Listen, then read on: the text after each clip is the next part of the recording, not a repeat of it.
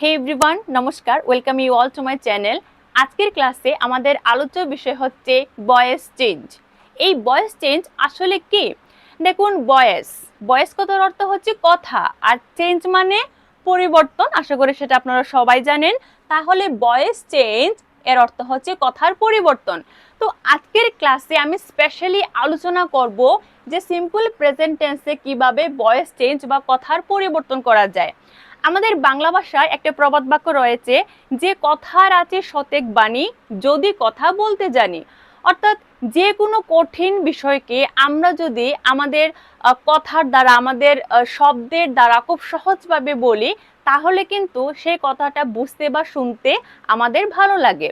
অর্থাৎ যে কোনো একটি কথাকে আমরা কিন্তু বিভিন্ন রকম করে বলতে পারি। এই যে কথাকে বিভিন্ন রকম করে বলতে পারি, সেটাই কিন্তু হচ্ছে ভয়েস চেঞ্জ। এবার ভয়েস চেঞ্জে আমরা দুই ধরনের সেন্টেন্স পাই। একটা হচ্ছে, দেখো, একটা হচ্ছে অ্যাক্টিভ ভয়েস, ঠিক আছে, এবং আরেকটা হচ্ছে কিন্তু প্যাসিভ ভয়েস। এবার কি হচ্ছে, অ্যাক্টিভ ভয়েসে যদি আমরা কখনো কে অথবা হোয়াট দিয়ে প্রশ্ন করি, কে অথবা হোয়াট এই প্রশ্নের উত্তরে আমরা যা পাবো সেটা হবে অ্যাক্টিভ ভয়েস। এবং প্যাসিভ ভয়েসে কার ধারা, কোনো একটা কাজ কার ধারা হয়েছে সেই প্রশ্নের উত্তরে কিন্তু আমরা প্যাসিভ ভয়েসে উত্তরটা পেয়ে যাব, রাইট? এবার অ্যাক্টিভ ভয়েসে কি হয়েছে, অ্যাক্টিভ ভয়েসে আমাদের সেন্টেন্সের মধ্যে যে সাবজেক্ট বা কর্তা থাকবে, কর্তা যে কোনো কাজ নিজে নিজে করবে। যখনই আমরা কোনো সেন্টেন্সে দেখব যে আমাদের কর্তা নিজে নিজেই সে কাজটি করছে, তখন সেই সেন্টেন্সটা কিন্তু হয়ে যাবে অ্যাক্টিভ ভয়েস। এবং যখন আমরা কোনো সেন্টেন্সে দেখব যে আমাদের কর্তা নিজে কোনো কাজ করে না, সে অন্যকে দিয়ে কাজ করায়, যেমন বাড়ির মালিক নিজে কাজ না করে কাজের লোক দিয়ে বাড়ির অন্যান্য কাজ করায়, তো এখানে যখন আমাদের কর্তা নিজে কোনো কাজ করবে না, অন্যকে দিয়ে কোনো কাজ করাবে, এই ধরনের সেন্টেন্সগুলি কিন্তু হচ্ছে প্যাসিভ ভয়েস। এবার যদি ভয়েস চেঞ্জ সম্পর্কে খুব ভালোভাবে জানতে চাও, তাহলে কিন্তু টেন্স সম্পর্কে আমাদের খুব ভালো নলেজ থাকতে হবে। কারণ যদি আপনি টেন্স সম্পর্কে না বুঝেন, তাহলে কিন্তু ভয়েস চেঞ্জটা শেখা আমাদের কাছে খুব কঠিন হয়ে পড়বে। আমি কিন্তু টেন্সের উপরে অনেকগুলি ক্লাস করেছি, আমি এই ভিডিওর ডেসক্রিপশনে লিংক দিয়ে দেব। টেন্সের উপরে যতগুলো ক্লাস করেছি আপনারা অবশ্যই ভিডিওগুলি দেখবেন, তাহলে খুব সহজে টেন্স শিখে নিতে পারবেন। আর যখনই টেন্সটা আপনার আওতায় চলে আসবে, টেন্স সম্পর্কে পূর্ণ নলেজ আপনি পেয়ে যাবেন, তখন কিন্তু খুব সহজেই ভয়েস চেঞ্জটা শিখতে এবং বুঝতে পারবেন। তো এবার আরেকটা কথা হচ্ছে যে যে কোনো ইংলিশ সেন্টেন্স দেখা মাত্র আমাদেরকে কিন্তু বুঝে নিতে হবে সেই বাক্যটি কি অ্যাক্টিভ নাকি প্যাসিভে রয়েছে। এবার আমরা কি জানি যে সিম্পল প্রেজেন্ট টেন্সে আমাদের সেন্টেন্স গঠন করতে হলে আমাদের সাবজেক্ট ভার্বের ফার্স্ট ফর্ম তার সঙ্গে এস বা ইএস যোগ হয়, সেটা আমরা সবাই জানি। যদি আমাদের subject third person singular number হয়, তখন আমরা মেইন ভার্বের সঙ্গে এস বা ইএস যোগ করি, এবং তারপর একটা অবজেক্ট থাকে, অর্থাৎ সাবজেক্ট ভার্ব এবং অবজেক্ট লাগে আমাদের সিম্পল প্রেজেন্ট টেন্সে। ঠিক আছে, এখানে একটা সেন্টেন্স লিখেছি, দেখো আমি, সে একটি গান গায়, কি হবে, হি সিংস এ সং। সে একটি গান গায়, এখানে দেখো এই সূত্রের সঙ্গে মিলেছে কিনা। এখানে হি হচ্ছে সাবজেক্ট, সিং হচ্ছে আমাদের ভার্ব, এখানে সাবজেক্ট কি আছে, হি। এখানে হি যেহেতু সাবজেক্ট আছে, তাই মেইন ভার্বের সঙ্গে আমরা এস যোগ করেছি। এই কারণেই বলেছি যে ভার্বের সঙ্গে কেন এস যোগ করেছি, এই বিষয়গুলো জানতে হলে কিন্তু আপনাকে টেন্স ভালোভাবে বুঝতে হবে, তাই তো। এবার দেখো, তারপর অবজেক্ট বসানোর কথা, আমরা অবজেক্ট বসেছি, কারণ এ সং হচ্ছে আমাদের অবজেক্ট। ঠিক আছে, তাহলে হি সিংস এ সং, এই সেন্টেন্সটা কিন্তু কোথায় আছে, অ্যাক্টিভ ভয়েসে আছে। এবার যদি প্রশ্ন কর যে কে গান গায় বা হু সিংস, উত্তরটা কি আসবে, হি। হি সিংস, এখানে প্রশ্নের উত্তরে কিন্তু হি আসবে, এখানে হি হচ্ছে আমাদের সাবজেক্ট। তো গান গাওয়ার কাজটা কে করছে, এখানে কিন্তু আমাদের সাবজেক্ট নিজেই গান গাওয়ার কাজটা করছে, তাই এখানে হি সিংস এ সং, এই সেন্টেন্সটি কিন্তু অ্যাক্টিভ ভয়েসে আছে। এবার দেখো পরের সেন্টেন্সে আমি কি লিখেছি, গান গাওয়া হয়, সে গান গায় বলিনি, এবার বলছি গান গাওয়া হয়, তাহলে এখানে কি গাওয়া হয়, গান গাওয়া হয় একটি। তাহলে আমি এইভাবে বলতে পারি, এ সং ইজ সাং। গান গাওয়া হয় ইংলিশটা কি হবে, এ সং ইজ সাং। এবার ভয়েস চেঞ্জের ক্ষেত্রে একটা বিশেষ রুল হচ্ছে, ভয়েস চেঞ্জে আমাদের যে অবজেক্ট থাকে এই অবজেক্টটা সবসময় কিন্তু প্যাসিভ ভয়েসে গিয়ে সাবজেক্টের জায়গায় চলে আসে, ঠিক আছে। এবার একটা জিনিস দেখো, ভয়েস চেঞ্জের ক্ষেত্রে স্পেশালি আমাদের একটা জিনিস মনে রাখতে হবে, যখনই আমরা সিম্পল প্রেজেন্ট টেন্সের কথা বলবো, সিম্পল প্রেজেন্ট টেন্সে কখনো যদি আমরা এম, ইজ কিংবা আর এর পরে ভার্বের থার্ড ফর্ম দেখি, যখনই আমরা যে কোনো ইংলিশ সেন্টেন্সে এম, ইজ কিংবা আর এর পরে ভার্বের থার্ড ফর্ম দেখব, আমরা খুব সহজে, আমি বলতে পারি একেবারে চোখ বন্ধ করে বলে দিতে পারো যে এই সেন্টেন্সটা হচ্ছে কিন্তু প্যাসিভ ভয়েসের, রাইট। তাহলে যখন আমি বলেছি গান গাওয়া হয়, দেখো আমি সেন্টেন্সটা লিখেছি এ সং ইজ সাং, এখানে ইজ এই হেল্পিং ভার্বের পরে সিং, দেখো সিং এর থার্ড ফর্ম কি, এর থার্ড ফর্ম হচ্ছে সাং, সিং সাং সাং, এখানে সিং হচ্ছে B1, সাং হচ্ছে B2 এবং সাং হচ্ছে B3। তাহলে যখন আমি ইজের পরে ভার্বের থার্ড ফর্মের ব্যবহার করেছি, তখন আমরা বুঝতে পারছি যে এই সেন্টেন্সটা কিন্তু হচ্ছে প্যাসিভ ভয়েস, ঠিক আছে।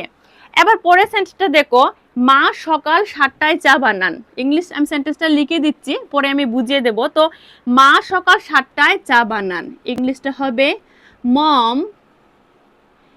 মেক্স টি at 7 AM, সকাল 7টায় হলে কি হবে at 7 AM, ঠিক আছে। এখানে দেখো মমের পরে আমি কিন্তু মেক্স বলেছি, আমরা জানি মেক, মেড, মেড, ঠিক আছে। ভার্বে মেক এই ভার্বটি তিনটি ফর্ম কি, মেক, মেড, মেড।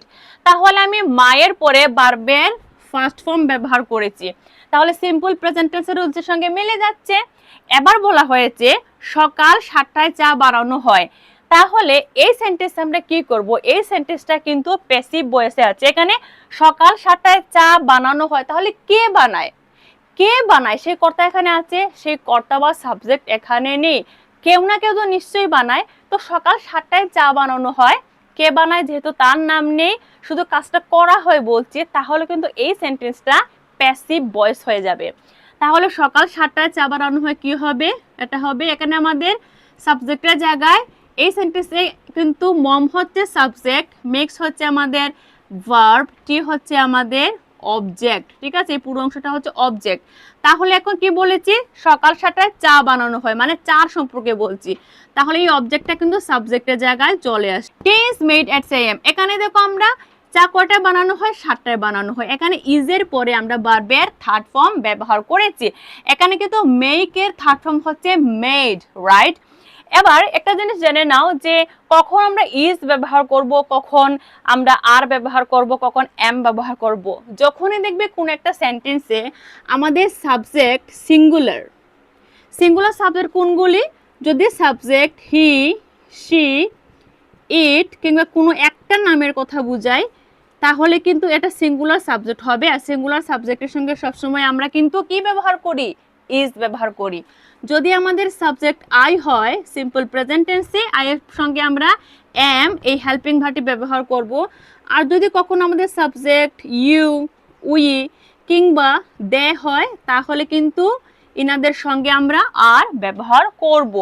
তাহলে সকাল 7টায় চা বানানো হয়, এখানে চায়ের কথা বলেছি, চাকে আমরা বাক্যের প্রথমে নিয়ে এসেছি প্যাসিভ ভয়েসে, এবং প্যাসিভ ভয়েসে ইজ এর পরে আমরা ভার্বের থার্ড ফর্ম ব্যবহার করেছি, মানে সিম্পলি আমরা বুঝে যাচ্ছি এটা হচ্ছে প্যাসিভ ভয়েসের সেন্টেন্স, রাইট। তারপরের সেন্টেন্সটা দেখো, মা সকালে চা বানান না, চা বানান না। এবার দেখো আমরা সিম্পল প্রেজেন্ট টেন্সে দেখেছিলাম যে যখনই আমরা কোনো নেগেটিভ, এখানে সেন্টেন্সটা কি, যখনই না শব্দটি এসেছে তার মানে বাক্যটি না বোধক বা নেগেটিভ। এবার আমরা সিম্পল প্রেজেন্ট টেন্সে শিখেছিলাম যে সিম্পল প্রেজেন্ট টেন্সে কোনো নেগেটিভ সেন্টেন্সে আমরা সবসময় ডু কিংবা ডাজ এর ব্যবহার করব আমাদের সাবজেক্ট অনুযায়ী। সিম্পল প্রেজেন্ট টেন্সে যদি আমাদের subject he, she, it, name হয়, তাহলে এগুলির সঙ্গে আমরা ডাজ ব্যবহার করি, ঠিক আছে। আর সাবজেক্ট যদি আই, ইউ, উই, দে হয়, তাহলে কিন্তু এগুলির সঙ্গে আমরা ডু ব্যবহার করি। এটা আমাদের মাথায় রাখতে হবে। হি, সি, ইট, নেম হলে তার সঙ্গে সিম্পল প্রেজেন্ট টেন্সে নেগেটিভ বাক্য তৈরি করার জন্য আমাদের এই হি, সি, নেম, ইটের পরে ডাস ব্যবহার করব, আর আই, ইউ, উই, দে এগুলির পরে কিন্তু আমরা ডু ব্যবহার করব। তাহলে এবার বলো, মা সকালে চা বানান না, এটাকে আমরা কিভাবে নেগেটিভ করতে পারি? Mom does not make tea in the morning. এখানে যখনই ডাজ নট দেখেছি, ডাজ শব্দটি দেখেই আমরা বুঝতে পারছি কিন্তু এই সেন্টেন্সটা হচ্ছে সিম্পল প্রেজেন্ট টেন্স বা প্রেজেন্ট ইনডিফিনিট টেন্স। এবার এই সেন্টেন্সটাকে যদি আমরা প্যাসিভ করতে চাই, দেখো মা সকালে চা বানান না, পরের বাক্যে আমি বলেছি সকালে চা বানানো হয় না। জাস্ট বলেছি মানে কে চা বানায় না সেটাকে আমরা এখানে প্রেসার দিচ্ছি না, আমরা বলছি যে সকালে চা বানানো হয় না, বাস শেষ, এতটুকুই। তো এক্ষেত্রে কি করে প্যাসিভ বানাতে পারি, দেখো tea is not made in the morning, in the morning. Tea is not made, দেখো এখানে আমি কিন্তু ইজের পরে নট ব্যবহার করেছি। আমি কি বলেছিলাম যে সিম্পল প্রেজেন্ট টেন্সে মানে অ্যাক্টিভ সিম্পল প্রেজেন্ট টেন্সে অ্যাক্টিভ ভয়েসে যদি আমরা ডু বা ডাস পাই তাহলে প্যাসিভ করার সময় এই ডু বা ডাসের পরিবর্তে কিন্তু আমরা এম ইজ আর বসাবো, এবং এম ইজ আর এর মধ্যে কোনটা বসাবো সেটা আমরা এই চারটা দেখে শিখে নিতে পারি। এখানে টি হচ্ছে একটা নাম, এখানে চায়ের কথা বলা হয়েছে, একটা চায়ের কথা, তাহলে যেহেতু এখানে চারটা নাম বোঝাচ্ছে সেহেতু আমরা নামের সঙ্গে মানে এটা হচ্ছে সিঙ্গুলার সাবজেক্ট, তাই আমরা এখানে সিঙ্গুলার সাবজেক্টের সঙ্গে কিন্তু ইজ ব্যবহার করেছি। আগে আমি যে সেন্টেন্সগুলো লিখেছিলাম এই সেন্টেন্সগুলো কেউ যদি নেগেটিভ করতে চাও জাস্ট এখানে হেল্পিং ভার্বের পরে যদি নট বসিয়ে দাও, এখানেও যদি হেল্পিং ভার্বের পরে নট বসিয়ে দাও তাহলে কিন্তু সেন্টেন্সগুলো নেগেটিভ হয়ে যাবে। Tea is not made at 7 AM কিংবা a song is not sung, গান গাওয়া হয় না, এখানে জাস্ট হেল্পিং ভার্বের পরে নট বসিয়ে দিলে কিন্তু সেন্টেন্সটা কি হবে, নেগেটিভ হয়ে যাবে। পরের সেন্টেন্সটা দেখো, তাহলে আমি আটায় বিছানা গুছাই না বলছি না, এখানে না দেখে কি বুঝতে পারছি যে সেন্টেন্সটা নেগেটিভ, এবং এটাকে কিভাবে আমরা তৈরি করতে পারবো তার ইংলিশ ট্রান্সলেশনটা দেখো, ইংলিশটা হবে I do not make the bed, কটার সময় গুছাই না, 8টার সময় গুছাই না, এট 8 AM। যখন আমি 8 AM বলেছি, AM দেখে আমরা সকাল টাইম বুঝতে পারছি, আমরা জানি দুপুর 12টার আগে AM বলা হয় সময়ের ক্ষেত্রে এবং 12টার পরে PM বলা হয়, তো যেহেতু আমি বলেছি 8 AM মানে এটা সকাল 8টায় বোঝাচ্ছে। ঠিক আছে, তাহলে আমি 8টায় বিছানা গুছাই না, I do not make the bed at 8 AM। এখানে ডু নট, ডু দেখে কি বুঝতে পারছি যে সেন্টেন্সটা সিম্পল প্রেজেন্ট টেন্সে আছে। এবার ডু এর পরিবর্তে যখন আমরা এই সেন্টেন্সটাকে প্যাসিভ করব তখন ডু এর পরিবর্তে আমরা এম ইজ কিংবা আর এর মধ্যে যে কোনো একটা ব্যবহার করব। তাহলে ইংলিশ আমি কি বলেছি, I do not make the bed, তাহলে এখানে বলেছি 8টায় বিছানা গুছানো হয় না মানে বিছানা সম্পর্কে কথা বলা হচ্ছে। The bed is not made at 8 AM, বিছানা 8টায় গুছানো হয় না।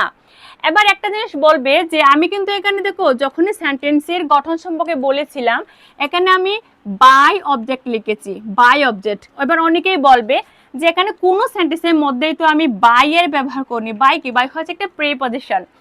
দেখো আমাদের মানে এখানে বাই এর অর্থ কি, এখানে বাই দেখো আমি এখানে জায়গা নেই এখানে লিখে দিচ্ছি, এখানে বাই কথার অর্থ হচ্ছে দ্বারা। হ্যাঁ দেখুন আমার দ্বারা এর ইংলিশটা কি হবে, বাই মি। এখানে আমি যেহেতু সিম্পল প্রেজেন্ট টেন্স সম্পর্কে কথা বলছি এই জন্য প্রত্যেকটা সেন্টেন্সে আমি খুব সিম্পল ভাবে বোঝানোর চেষ্টা করেছি। এবার যখনই প্যাসিভ ভয়েসে আমরা এমিজারের পর ভাবের থার্ড ফর্ম ব্যবহার করব সেটা তো প্যাসিভ হয়ে যাবে, এবং সেখানে বাই এবং অবজেক্ট কেন ব্যবহার করিনি এ সম্পর্কে আমি পরবর্তী ক্লাসে আলোচনা করব। আজকে যেহেতু একদম ভয়েস চেঞ্জ নিয়ে একদম বিগিনিং ক্লাস 1 এই আজকের এই ক্লাসটা, এই জন্য আমি খুবই সিম্পলভাবে সিম্পল প্রেজেন্ট টেন্সে কিভাবে ভয়েস চেঞ্জ করা হয় সে সম্পর্কে আলোচনা করেছি। যদি ভিডিওটি তোমাদের ভালো লাগে অবশ্যই একটা লাইক করো, চ্যানেলে প্রথমবার হয়ে থাকলে এখনই চ্যানেলটাকে সাবস্ক্রাইব করে নাও to get more and more information from my channel. Thank you very much.